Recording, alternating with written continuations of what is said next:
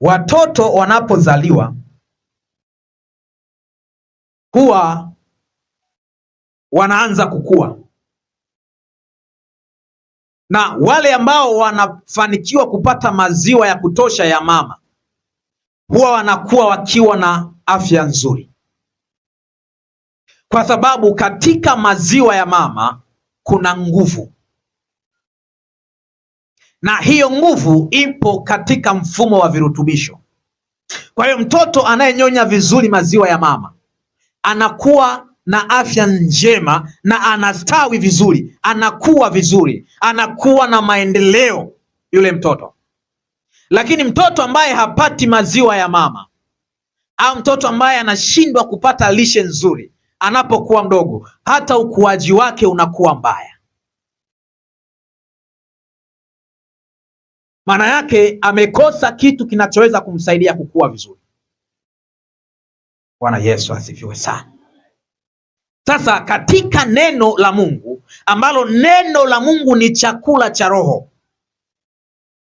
na ndio maana huwa kuna wimbo tulimba Jumapili unasema, neno la Mungu ni tamu, neno la Mungu ni tamu, neno la Mungu ni tamu, tamu sana neno.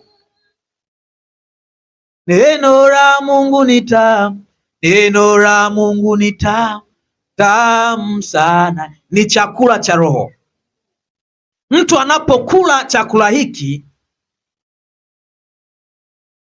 inasaidia huyu mtu anaanza kukua kiroho. Alikuwa ni mtoto katika Kristo, lakini anapokula chakula hiki anaanza kukua. Kwa nini huyu mtu anakuwa kiroho?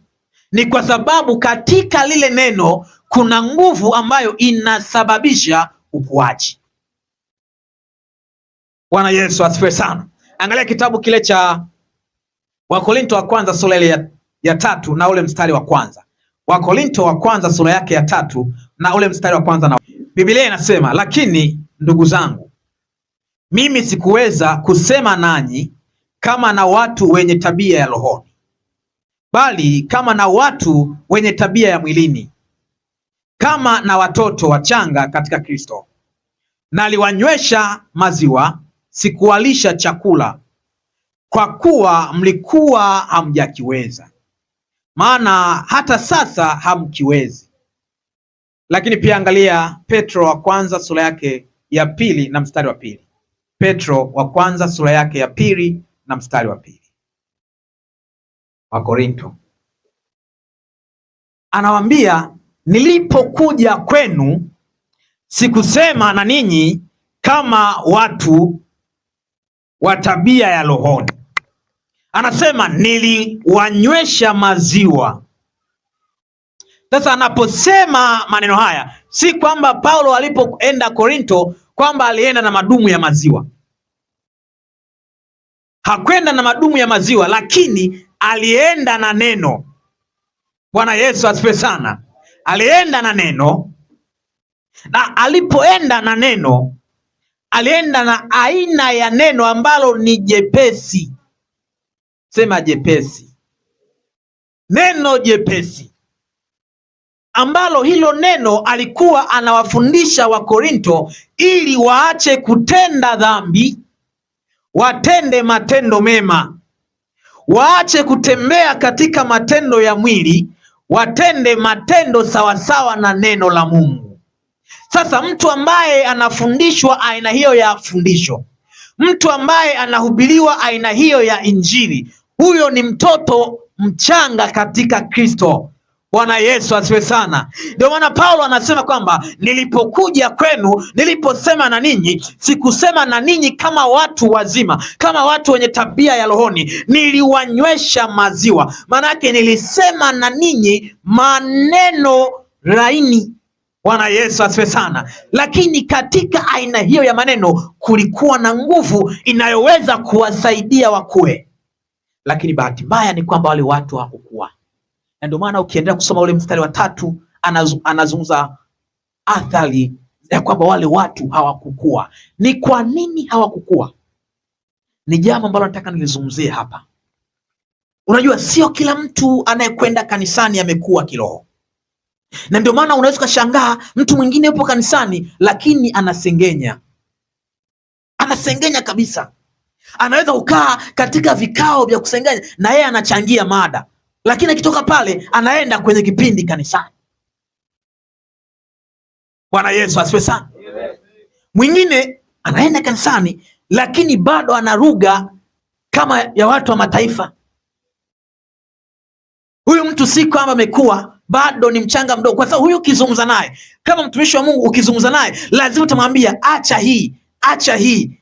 Haya, hizi sentence au maneno haya ni maneno ambayo huwa tunaambia watoto. Bwana Yesu asifiwe sana. Kama una mtoto mdogo nyumbani, wewe angalia ni mara ngapi huwa unamwambia acha. Ni mara nyingi sana. Bwana Yesu asifiwe sana. Acha hii, acha. Watoto hayo ni maneno ya kawaida kwao, na ndio maana utashangaa unamwambia acha, anarudia tena, ni kawaida kwake. Bwana Yesu asifiwe sana.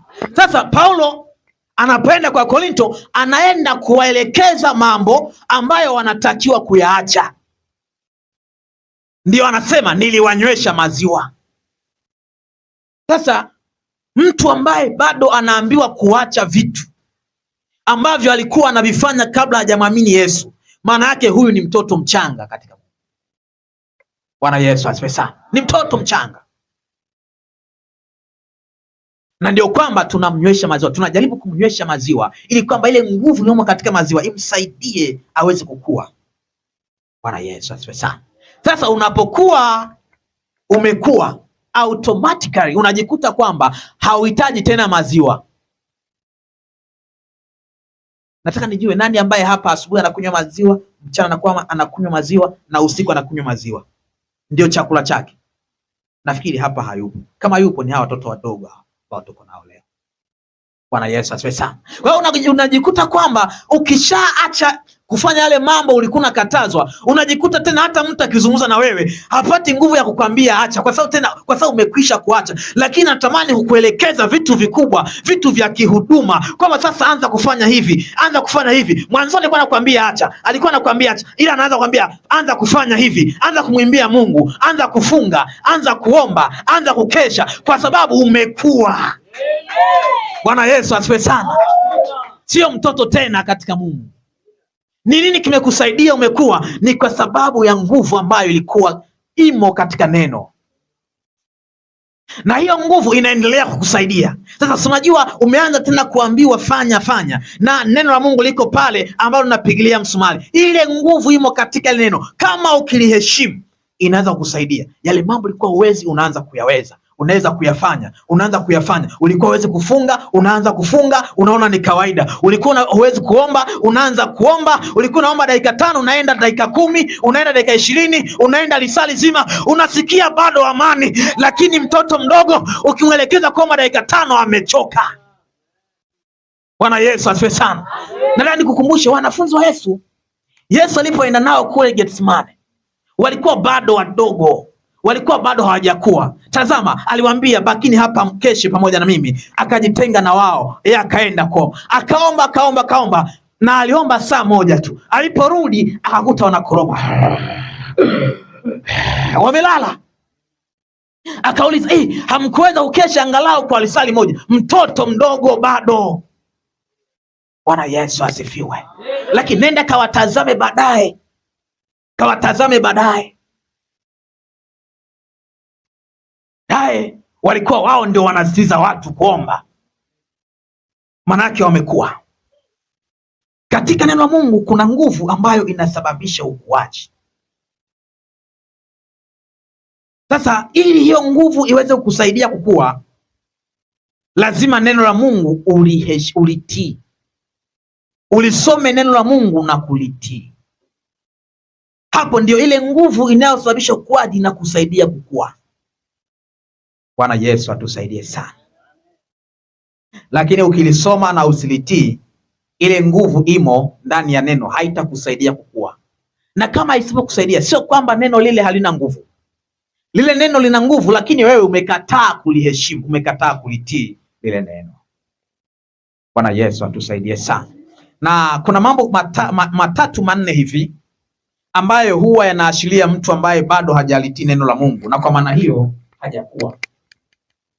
Na jambo la kwanza katika hayo mambo ni kwamba huyu mtu anakatazwa dhambi.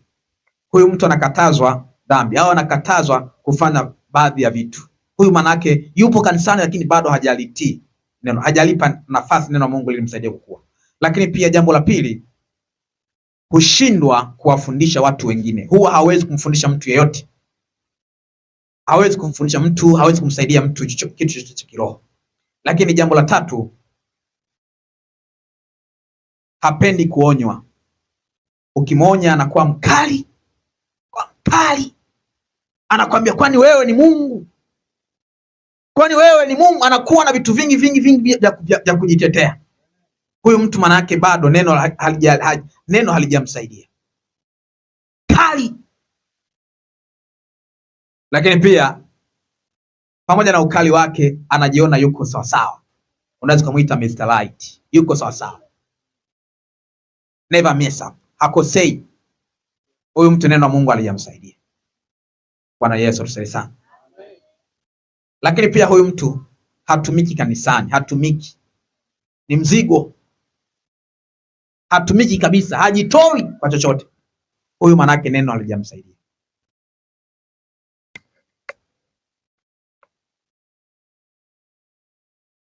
Na ishara kwamba huyu mtu amelitii neno la Mungu na limemsaidia kukua ni kufanya yale ambayo neno la Mungu linamwelekeza kufanya.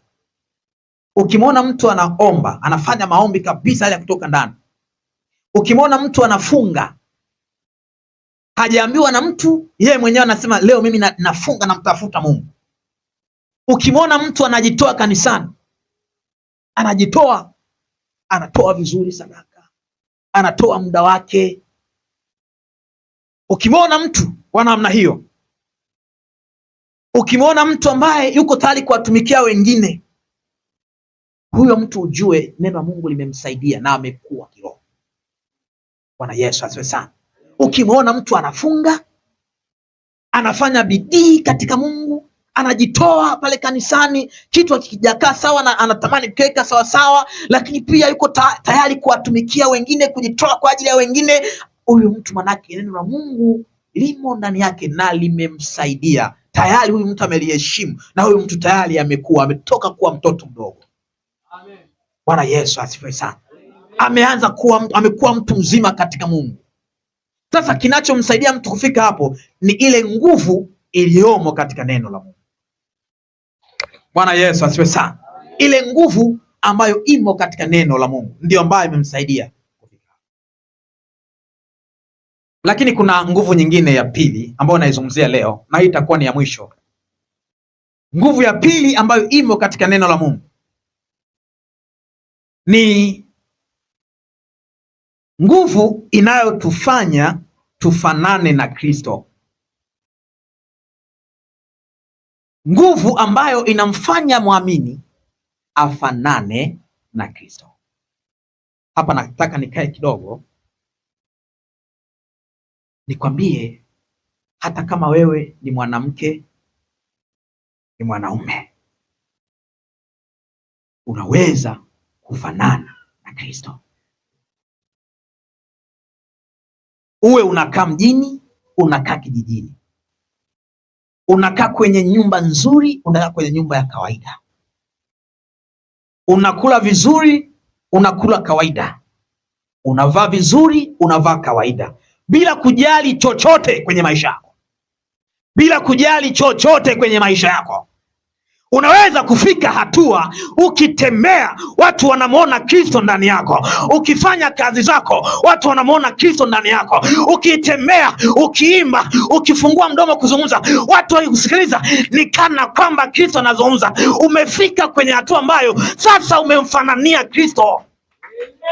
Bwana Yesu asifiwe sana. Kuna nguvu ndani ya neno la Mungu ambayo inamsaidia mtu kufika hapo. Huwa haitokei kwa sababu mtu amekaa muda mrefu kanisani. Huwa haitokei kwa sababu mtu amezaliwa kwenye familia ya Kikristo. huwa haitokei kwa sababu ya historia ya mtu, lakini huwa inatokea mara tu pale ambapo mtu analisikia neno la Mungu, analiheshimu lile neno la Mungu, na anapokuwa ameliheshimu, ile nguvu ambayo ipo ndani ya neno inaanza kumbadilisha, inaanza kumchonga, inaanza kumtengeneza. Alikuwa ni mtu mbaya, anaanza kuwa kama Kristo. Alikuwa anatukana, matusi yanapotea. Alikuwa na lugha isiyofaa, ile lugha inapotea. Alikuwa na majivuno yanapotea. Alikuwa na masengenyo yanapotea. Anaanza kutembea, akifungua mdomo kuzungumza kama Yesu. Kuna nguvu iko ndani ya neno inayofanya hayo mambo. Bwana Yesu asifiwe. Sikilizeni niwaambie ndugu zangu, usiku ule Yesu alipokuwa amekamatwa, alipopelekwa kwenye lile jumba la uliwali, kwenye ile praetorio, alipokuwa ameingizwa kule ndani akihojiwa na Pilato,